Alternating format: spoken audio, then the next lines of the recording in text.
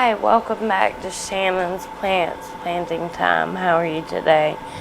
Today I was looking around at the bedroom plants, the plants that I did while my fiance was out of town, and I was noticing that some of them are not doing that well in the direct sunlight of that south-facing window. So what I want to do is start by repotting this golden pothos into one pot, because I know it'll be one plant that I use in that window, or at least I hope. I guess it depends on how big it ends up being. But I'm just going to give him a little quick repot into this pot, and then go from there.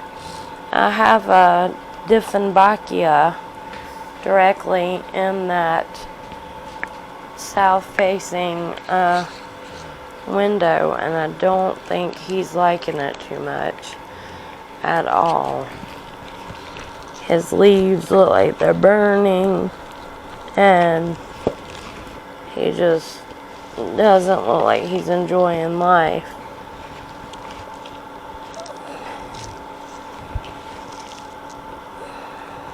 Oh, if I don't make a mess, it might be a miracle. Let's see, let's throw this away.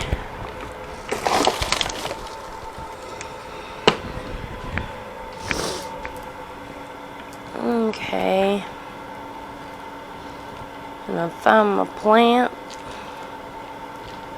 Put some fresh dirt down.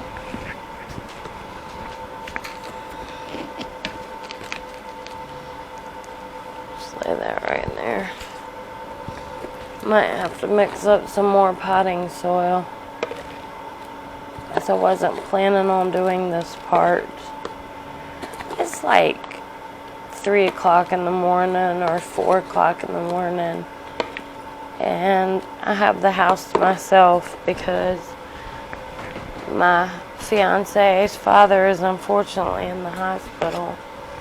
So anybody who believes in anything, please say a shout out to him, that he gets better and gets to go home soon, because he's been there for a week, and I know he's really tired of it.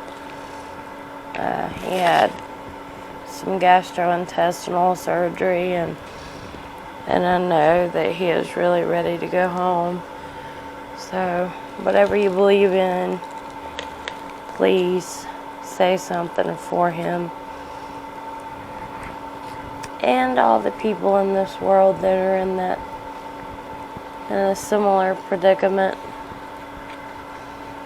Okay. It went easier than expected. Now I'm just gonna backfill in.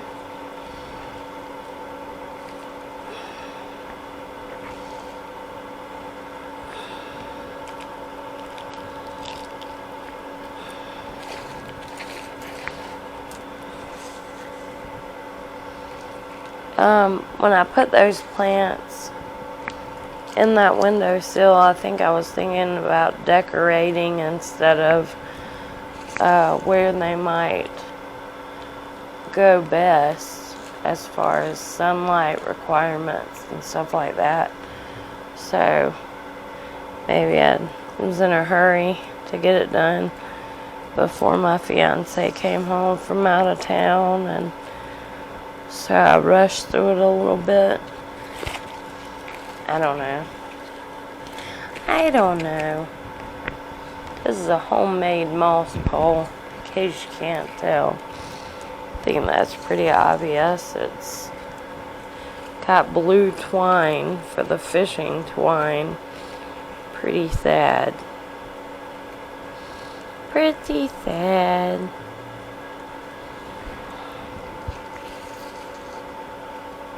I think I have a couple of pieces in here I can propagate. It just fell out.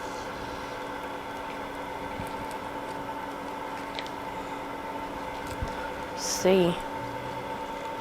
Oh, there's a whole thing I missed.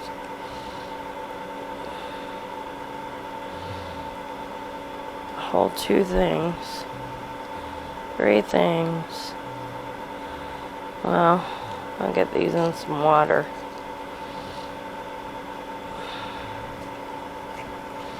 That's just a leaf. Alright.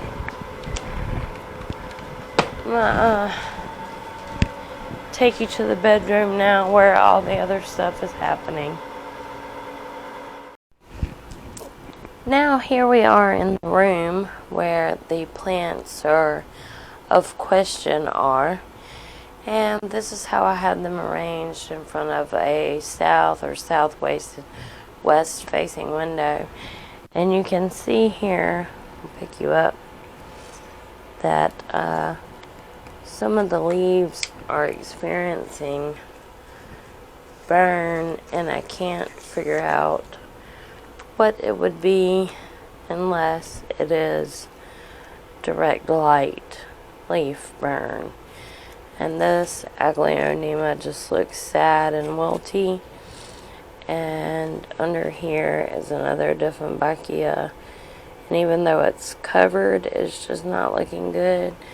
And the only one that is really looking good is the burgundy rubber tree and the bamboo. So we're going to do a little rearranging. Have some plants here that like higher sun, so we're going to see about putting them over here and putting some of these plants in the plant room. So I'll set you back down.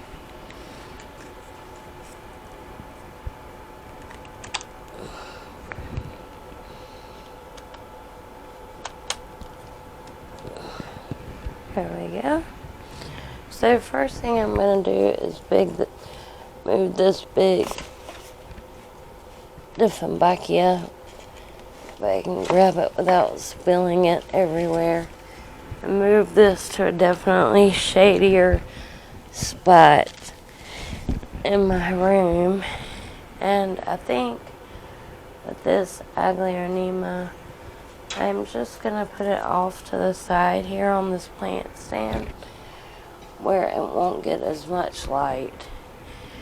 And the rubber tree, we already said we were leaving there, but I am going to use some neem oil and shine up these dusty leaves, because I don't know why, but they seem to get dusty back here. I dust my bedroom. I don't know why. This is not leaf shine. This is just neem oil, which is good for cleaning your plant and pest prevention. But like I said, this rubber tree seems to be happy here. He's got some new growth points coming out, so I think I'll leave him alone. And then this little guy I'm undecided about. If I could get him in the shade of some, I just realized you couldn't see that. This little guy right here, the same bamboo, I am undecided about. He looks perfectly fine, so I might leave him there, especially if I can get him in the shade of some other plants, plus this one in the shade of some other plants. And what I mostly brought was monstera that are my propagation monstera that desperately need light. They need light to live and breathe. But I don't think I'm going to have enough room for all of them, because I definitely want to get this pot plant, this golden pothos that I just potted up. Probably can't see what's going on because my body's in the way. Might have to go for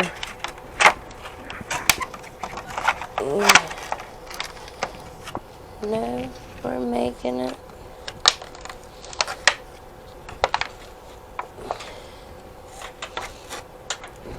Ever have so many plants, you just kind of crowd them in there. Put that right there. Ah, now it looks much different.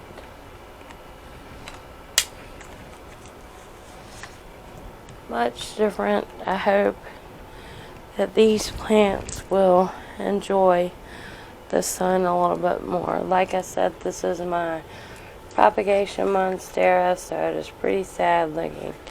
I've already snagged all the good leaves, but it desperately needs some sun. And then golden pothos that I combined in the kitchen, a homemade moss. Well, it's half really made, half homemade.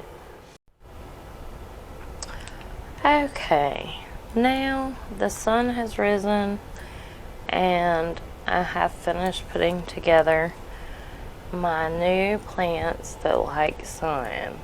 So this is a monstera propagation, or that I use for propagating monstera. So it looked pretty rough around the edges. I'm hoping if it gets some sun and will start looking better. And even the new leaf is looking kind of ratty. It's not thrips or anything. I've checked it over a million times. I repotted it. So hopefully it'll start looking better. This is the golden pothos that you saw me repot with its homemade pole, or half homemade, half store-bought.